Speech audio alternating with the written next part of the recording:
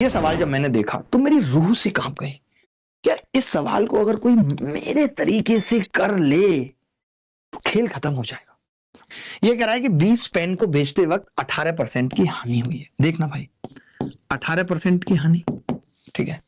यदि दुकानदार ने 10% कम कीमत पर पेन खरीदे होते, 10% कम कीमत पे पेन खरीदे और विक्रय मूल्य से 8% अधिक पर बेचे होते, अब ये उल्टा है, यहां पे 8% अधिक है, ठीक है। तो ये कह रहा है उसे कितने परसेंट का लाभ होता। एक बात बताओ, यही कीमत है, मेरी बात सुनना, यही कीमत है भाई गौरव बाबू, यही कीमत है जिसको आपने 18% कम करके 8% बढ़ा दिया है और आप कहां पहुंच गए हो, यहां पहुंच गए हो। अब आप खुद कह रहे हो अगर 10% कम करके यहां पहुंचना हो तो क्या करूं, तो मैंने कहा इसको ऐसा करो X% मान लो, देख लेंगे लॉस है प्रॉफिट। सोचो, यही कीमत है जो 2 बार के बाद ये हो जा रही है। तो मैंने कहा कितना चेंज आया। आपने कहा गुरुजी यहां से यहां इस रास्ते से पहुंचो या इस रास्ते से पहुंचो, चेंज तो सेम होना चाहिए। मानते हो कि नहीं, बोलो। अरे रिया के घर स्कूटी से पहुंचो या ये बाइक से पहुंचे, दिल के कनेक्शन में थोड़ी फर्क पड़ेगा भैया।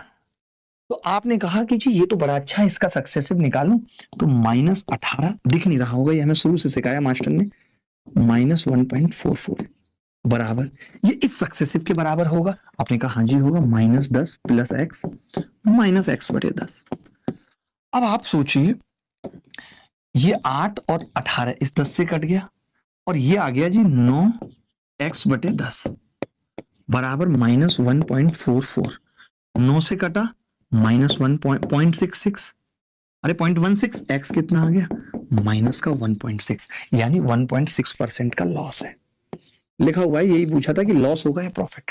आप सोचिए सवाल में मैं 100 मानता यार, 100 में से 18 कम करता, 82 में 8 जोड़ता, ये फिर 100 में से 10 घटाता, फिर 90 में फिर ये देता, कितना गैप आया, फिर उसको 90 कितना कुछ करना पड़ता, कम वक्त बात बन पाती क्या।